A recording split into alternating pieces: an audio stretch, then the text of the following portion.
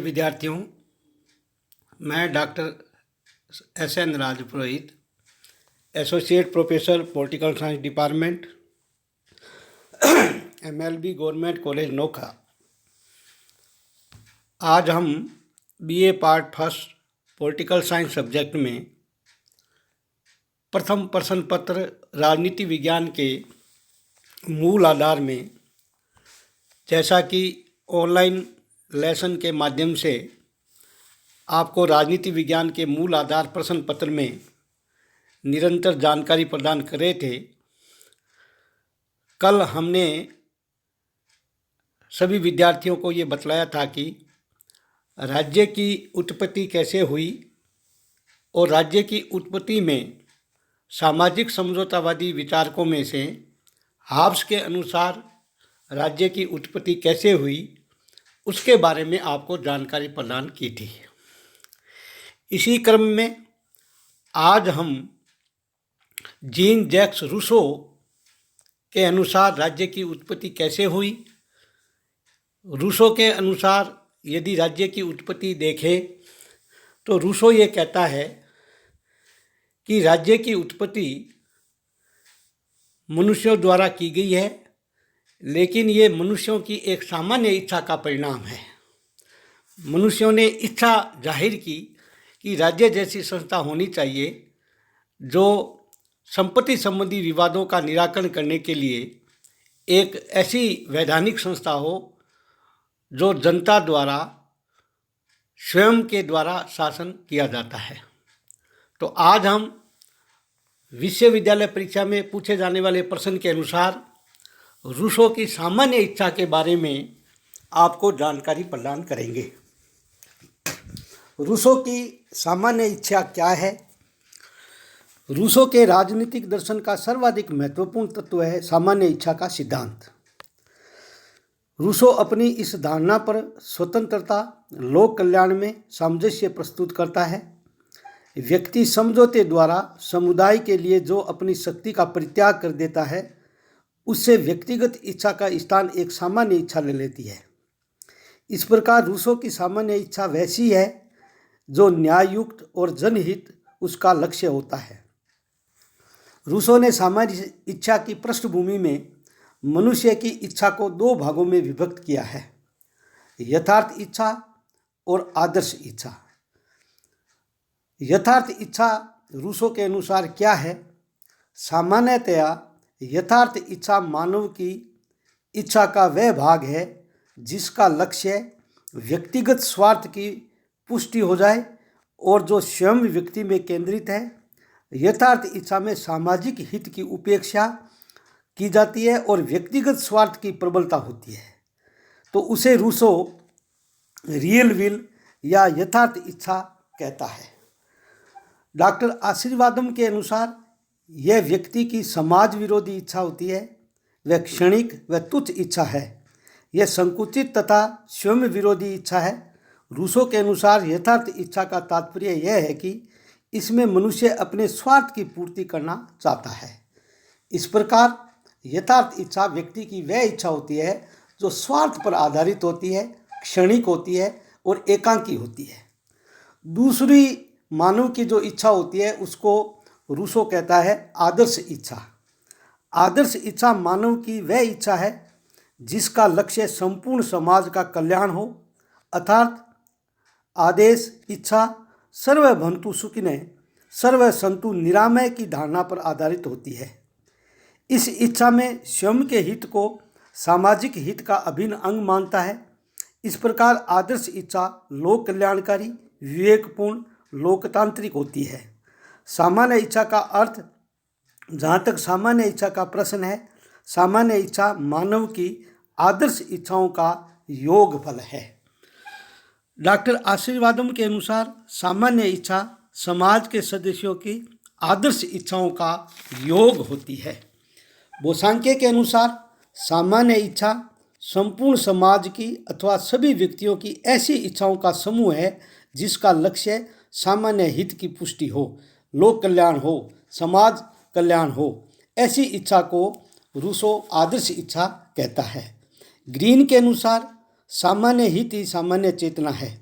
सामान्य इच्छा का निर्माण, इस संबंध में रूसो का कहना है कि हम सब की इच्छा से चलते हैं, वह सामान्य इच्छा पर पहुंचते हैं, और किसी भी विषय पर जब जनता कोई विचार विमर्श करती है तो प्रक्रिया में व्यक्तियों की स्वार्थ में इच्छाओं को आदर्श इच्छाएं नष्ट कर देती है, और जो आदर्श इच्छा बनती है उसे सामान्य इच्छा कहते हैं। विशेषताएं यदि देखें सामान्य इच्छा की क्या क्या विशेषताएं होती है, रूसो की सामान्य इच्छा और संप्रभुता में किसी भी प्रकार का भेद नहीं किया जाता है। सामान्य इच्छा को रूसो ने निम्न विशेषताएं बतलाई है। सर्वप्रथम सामान्य इच्छा की विशेषता होती है अखंडता। सामान्य इच्छा का विशेष लक्षण एकता व अखंडता है। यद्यपि सामान्य इच्छा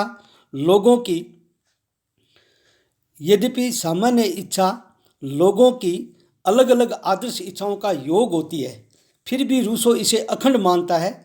रूसो के अनुसार सामान्य इच्छा विभिन्नता में एकता का सिद्धांत है, जो राष्ट्रीय चरित्र में एकता का निर्माण करती है।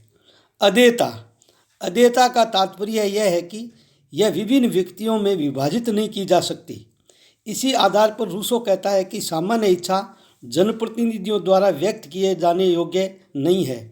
रूसो प्रत्यक्ष लोकतंत्र का उपासक है, अतः जनता स्वयं अपनी इच्छा को प्रकट कर सकती है। यह प्रत्यक्ष लोकतंत्र का रूप भी माना जा सकता है। अविभाज्यता, सामान्य इच्छा प्रभुसत्ता से अलग नहीं की जा सकती। प्रभुसत्ता या संप्रभुता सामान्य इच्छा में निहित है। जिस प्रकार किसी व्यक्ति के शरीर से उसके प्राणों को अलग नहीं किया जा सकता, उसी प्रकार सामान्य इच्छा को संप्रभुता से अलग नहीं किया जा सकता।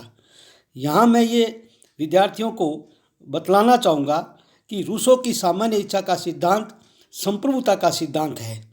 सर्वोच्च एवं निरंकुश, सामान्य इच्छा निरंकुश होती है, जिस पर दैवीय, प्राकृतिक या परंपरागत नियमों का कोई प्रतिबंध नहीं होता है। सभी के द्वारा सामान्य इच्छा का पालन करना अनिवार्य होता है। इस प्रकार सामान्य इच्छा सर्वोच्च और निरंकुश होती है।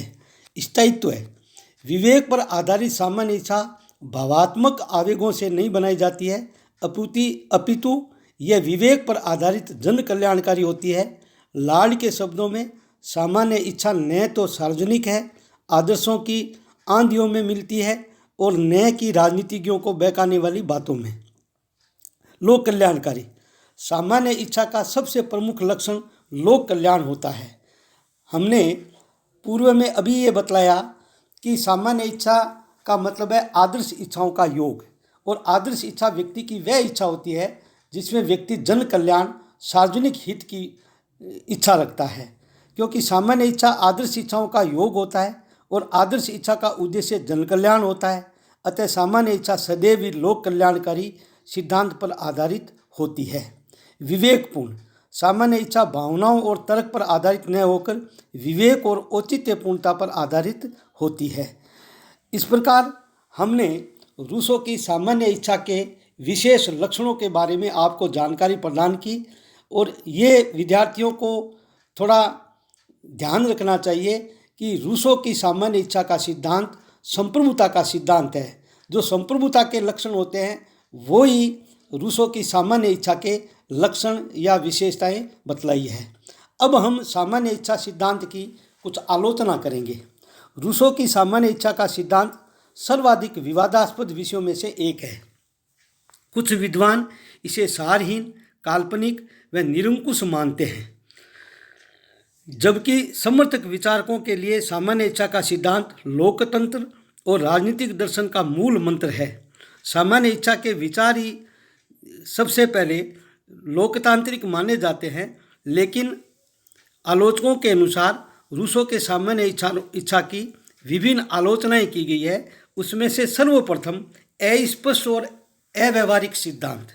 रूसो की सामान्य इच्छा के सिद्धांत को अस्पष्ट और अव्यवहारिक माना जाता है, क्योंकि इस प्रकार की सामान्य इच्छा का ज्ञान प्राप्त करना कठिन व असंभव है। वेबर के अनुसार जब रूसो में सामान्य इच्छा का पता ही नहीं दे सकता जब रूसो हमें सामान्य इच्छा का पता ही नहीं दे सकता, तो इस सिद्धांत के प्रतिपादन का लाभ ही क्या हुआ। रूसो ने हमें एक ऐसे अंधकार में छोड़ दिया जहां हम सामान्य इच्छा के बारे में अच्छी तरह से सोच ही नहीं सकते। काल्पनिक चिंतन, रूसो की सामान्य इच्छा का सिद्धांत कल्पना पर आधारित है। रूसो मनुष्य की इच्छा को यथार्थ और आदर्श इच्छाओं में भेद करता है, जबकि मानव में सदैव व्यक्तिगत स्वार्थ, लोक कल्याणकारी की प्रकृति का मिश्रण पाया जाता है। उसे अलग अलग नहीं किया जा सकता। व्यक्ति की इच्छा भिन्न भिन्न व मिश्रित प्रकार की होती है। इसलिए रूसो का सामान्य इच्छा सिद्धांत काल्पनिक चिंतन पर आधारित है। निरंकुश और अत्याचारी राज्य का पोषक। सामान्य इच्छा के प्रतिपादन का उद्देश्य रूसो का जनकल्याण था, लेकिन कोई अत्याचारी शासक अपने स्वार्थ को सामान्य इच्छा का रूप देकर निरंकुश बन सकता है। डाइट के अनुसार रूसो सामान्य इच्छा की आड़ में बहुमत को निरंकुशता का समर्थन करता है। प्रतिनिधात्मक लोकतंत्र में ऐसी सामान्य इच्छा संभव नहीं। रूसो की सामान्य इच्छा का सिद्धांत कम जनसंख्या वाले प्रत्यक्ष लोकतंत्र में ही संभव है। विशाल जनसंख्या वाले राष्ट्रीय राज्यों में आदर्श इच्छाओं का निर्माण असंभव कार्य है। अतः रूसो प्रतिनिधि लोकतंत्र को तिरस्कार कर देता है, लेकिन वर्तमान में लोकतंत्र का व्यवहारिक रूप अप्रत्यक्ष लोकतंत्र या प्रतिनिधि लोकतंत्र ही है। छोटे राज्यों के लिए उपयुक्त। रूसो की सामान्य इच्छा का सिद्धांत कम जनसंख्या वाले राज्यों के लिए ही उपयुक्त है। विशाल जनसंख्या वाले राष्ट्रीय राज्यों के लिए ये सामान्य इच्छा का सिद्धांत व्यवहारिक नहीं है। सामान्य इच्छा व्यक्ति के महत्व को नष्ट करती है। रूसो की सामान्य इच्छा की उपरोक्त आलोचनाओं के बावजूद भी राजनीतिक विचारधारा के लिए रूसो का महत्वपूर्ण योगदान रहा है। रूसो की सामान्य इच्छा का विचार प्रजातंत्र का पोषण है, क्योंकि उसका यह विश्वास है कि सत्ता का आधार जन स्वीकृति है, अर्थात जनता की इच्छाओं को सर्वोच्च प्राथमिकता देने के कारण ही रूसो के विचार उसे लोकतांत्रिक बनाते हैं। यह सिद्धांत इस सत्य का प्रतिपादन करता है कि राज्य एक अनिवार्य एवं स्वाभाविक संस्था है। इस प्रकार हमने आज यहाँ रूसो के सामान्य इच्छा सिद्धांत की विवेचना की, आपको जानकारी प्रदान की। सभी विद्यार्थियों से मेरा निवेदन कि इस वीडियो को सब्सक्राइब और शेयर अवश्य करें। साथ ही PDF फाइल में ये जो लेसन आपको दिया गया है उसकी PDF फाइल में नोट्स भी विद्यार्थियों के लिए व्हाट्सएप ग्रुप में उपलब्ध है। जय हिंद, जय भारत।